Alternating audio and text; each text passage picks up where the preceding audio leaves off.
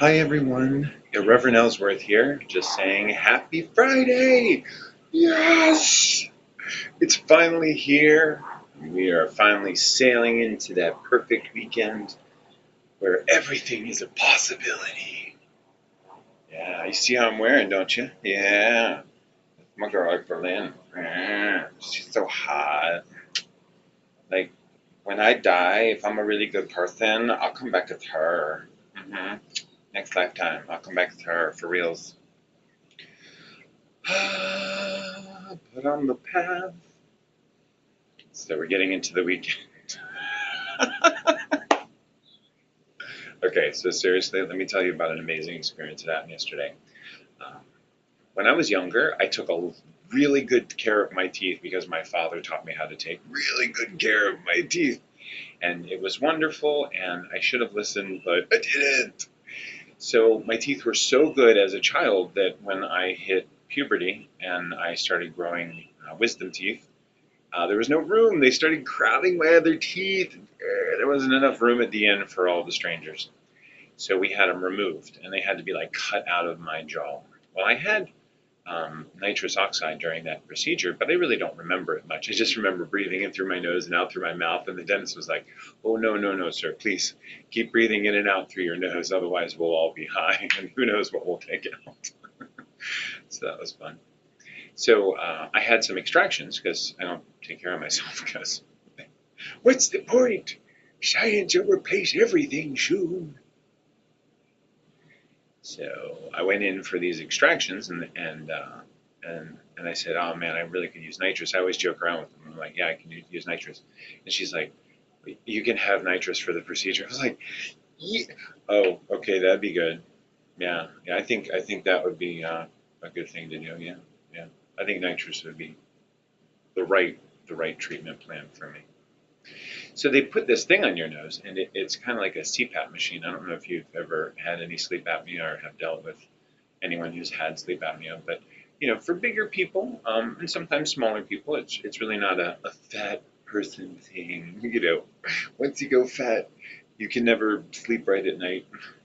You know, no, it's not quite that thing. But anyway, it's very much like a CPAP. It's a little kind of like just right on the nose, a cap right on the nose, and it's got the gas coming in this side and then going out this side. So it's a closed system. It's like a ball gag for your nose, so a nose gag, and you're breathing in and out of your nose. Well, I have really big nostrils and I have really big lungs, so I like to, really snort in the fresh air, especially when somebody's about to put lots of metal in my mouth and take pieces of my anatomy away from me on a permanent basis. So I didn't realize it at the time, but I was kind of freaking out. I was kind of, my blood pressure was okay. They had just checked it. It was like 129, which I think is in the normal range or low. They didn't. I don't know what my pulse was, but I've got this little nose gag on, and I'm just like, and it's like touching the sides of my nose, and it's kind of like the whole mindset behind claustrophobia. It's not too small for you because obviously you're within it. If you think about it, your body is the smallest confinement that you have. So if that doesn't make you claustrophobic, nothing should. Don't start thinking about that though, because. So anyway, um, but it's all the mindset. So I have something touching my nose, so I'm freaking out. Like, I'm not getting as much air. Sean is not getting as much air as he needs. Sean is definitely not getting as much air as he needs. So of course I start freaking out a little bit, and I'm just like, "Well, do that for a second," and you're immediately going to go, "Oh, that feels awful." Well, that's what I'm doing. It's messing with my head.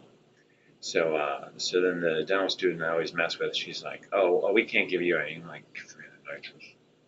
So I hear this, and that's them inflating a balloon with the nitrous, and then it slowly worked into the oxygen that they've been giving me, because 100% oxygen, not calming me like you would think it would. Fresh oxygen. It's fresh air, boy. Breathe. Um, but then after the nitrous hit, they gave me a local, and then they stabbed my gums. So the side of my face is going numb. My whole general physiology is freaking out because I'm like sucking air through a straw.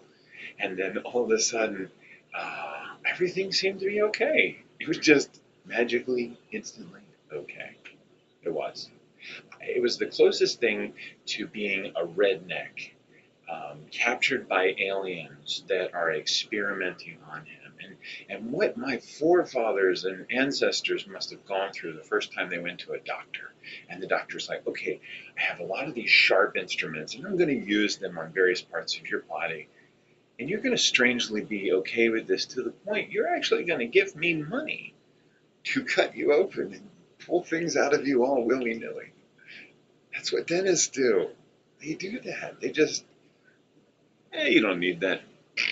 Ooh. So it was like being sacrificed to alien gods. I mean, it was so freaky, and your whole body gets tingly, and I'm giggling. I am giggling. There is fear pounding on both sides of my brain, and I am giggling my ass off at this point because it was just a magical moment, just so magical.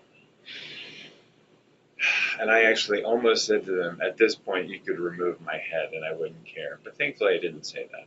I deferred to an earlier discussion about, um, they had a religious versus school discussion, so that was fun. But yeah, that was, tooth. You gotta take care of your teeth.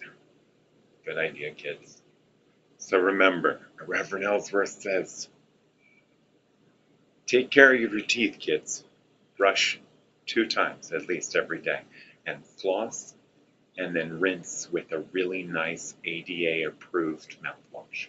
I like that Tom's. Tom's is pretty good. Tom's is either going to go viral and Tom's going to love me or they're going to hate me. Eh, I'm hoping she loves the show. Oh, yeah. So, yeah, I'd use the Tom's because they're pretty cool. Well, don't do that. Got big ears, you got to hide them. Shame! Isolation and shame! But yeah, kids, take care of your teeth, really. And always, always opt for nitrous whenever you're getting surgery. And remember, just say, I don't feel anything. I don't feel anything. You should keep giving me more. Yeah, don't do that. He might overdose you.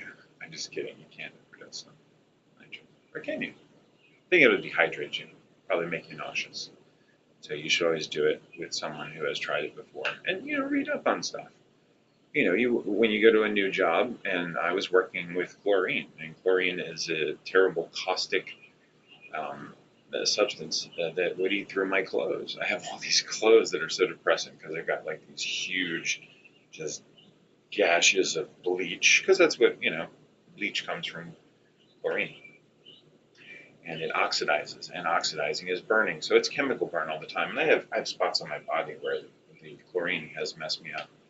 And so at the job, there was MSDS, Material Safety Data Sheet. You read up about the chlorine, you learned about things. It's it's where chemistry matters in the real world, kids. That's right. And you're just like, this chemistry is stupid. Why does it matter? Here's a Material Safety Data Sheet. Oh, shockingly, now it matters. So yeah. So read up on stuff, and always bring a buddy. Yeah. I'm gonna go take a nap now. Hydrate and rest, my friends.